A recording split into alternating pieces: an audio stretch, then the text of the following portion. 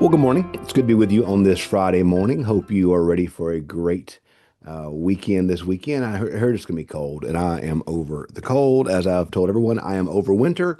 It is time for summer. Let's just move on along.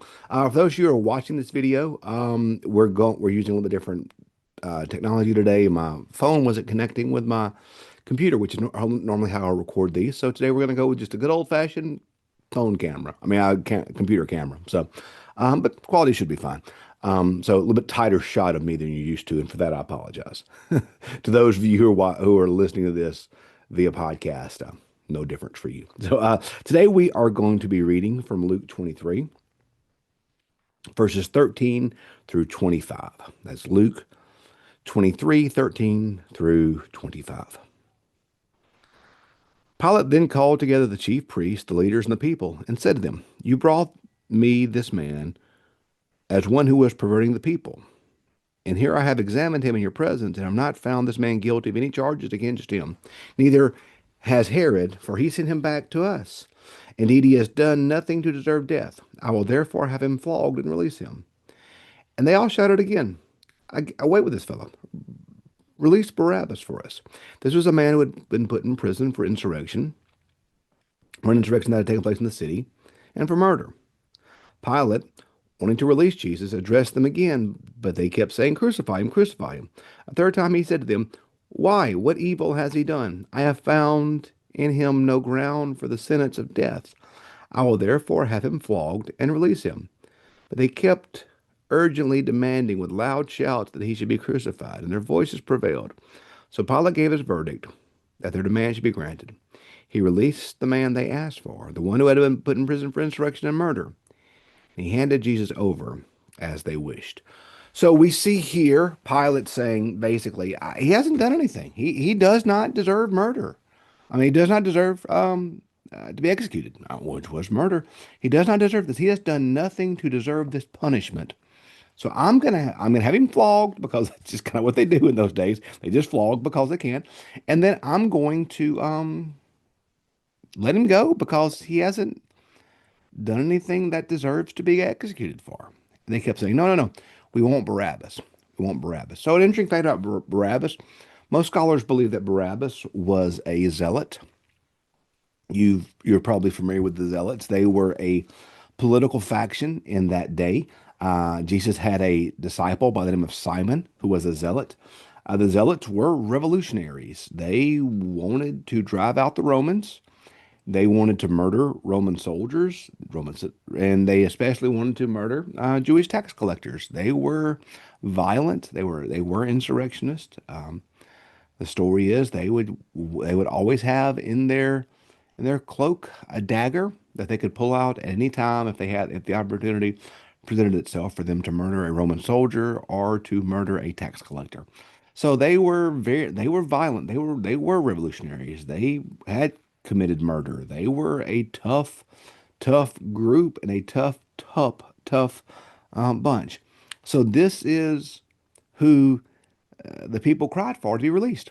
Not Jesus, who had done nothing wrong, but Barabbas, who was a murderer, was a insurrectionist, was one who had committed violence against the Roman state and perhaps even against other fellow Jewish people. So that too they wanted. And like we said yesterday, they refused to see what was in front of them. Both Pilate and Herod agreed that Jesus had done nothing wrong. As Pilate says, Herod didn't find anything because he sent him back to me. And Herod found nothing. He wanted to release him. I've done a sermon series before. I do it at revival sometimes called "What We Can Learn From." We're just looking at different biblical characters and what we can learn from their lives. And I actually do one about what we can learn from Pilate. What can we learn from Pilate? There are only two names in the Apostles' Creed that are mentioned. Um, there's a lot of theology in the Apostles' Creed, but only two people have their names mentioned. Mary, born of the Virgin Mary, he suffered under Pontius Pilate. Pilate made the creed, but he didn't want to. Remember, we said yesterday, all Pilate wanted was to just retire, man. He just wanted that little villa somewhere in Italy. He just wanted to retire to a peaceable life. He didn't want trouble. He didn't want to cause any trouble. He didn't want to deal with any trouble. Even here, he's trying to figure out a way to get this from escalating to the point of the cross. But the people wouldn't let him. And so I say when I preach on this, one of the lessons that we can learn from Pilate is sometimes we have to be willing to suffer the consequences for doing right. Pilate wasn't willing to suffer those consequences. He didn't want to cause trouble. He didn't want to upset Rome. He didn't want to upset the people because he knew that the people were going to be awful to deal with. By the way, this all happened in roughly early 30s AD. Most scholars think Jesus was crucified around the year 33 AD, but they're moving targets on that. But around 33 AD, most people think. Um, in 70 AD, there was a rebellion against Rome. And in this rebellion, um, Rome eventually took the dog off the chain and sent the full legion, the full Roman army to Jerusalem, destroyed the temple, and the majority of the Jews in the Holy Land dispersed from there and went all throughout what's called they dispersed all over the world, modern day Iran, Iraq, Europe, places such as that. Pilate was longing for peace, is what he wanted. Pilate, as Roman official, was longing for peace, was trying to placate and keep everybody happy.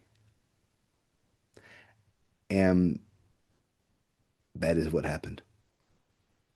He sent an innocent Jesus to the cross, and he couldn't even preserve the peace. Because not that long after this whole incident happened, Rome came with the full might of the Roman army and brought forth destruction. So, of course, God was at work in all this, and God was bringing all this to pass. But Pilate didn't stand on his principle and stand on what he knew to be right. And like we said, not only did he condemn an innocent man to death, but he didn't even get what he wanted because in time, Roman destruction rained down. So, I think it was Thomas Jefferson that said, one man with courage is a majority. We don't need to, my mom used to always say, we don't need to attend every fight we're invited to. Dr. Bryant in seminary always said there are three crosses at Calvary, but only one was worth dying on. We don't need to die on every hill. Not every hill is worth dying on. As me and Tim Rigby, our music minister at St. Matthew's, will say sometimes, this is not a kingdom issue. It's not a big deal. Some things are many things. In fact, most things are not kingdom issues. Most things are not kingdom issues, but there are some things. There are some things that are kingdom issues, and we need to be willing to die on that hill. Pilate didn't. He would not die on the hill of protecting this innocent man of Jesus Christ. So he failed in this situation, and ultimately he failed in the long-term goal of keeping peace, because less than 40 years later,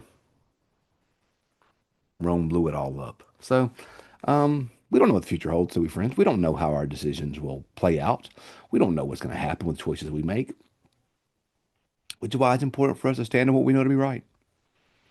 If you stand on what you know to be right, if you plant your feet firmly in what you know to be right, ultimately, you know that you have done the right thing.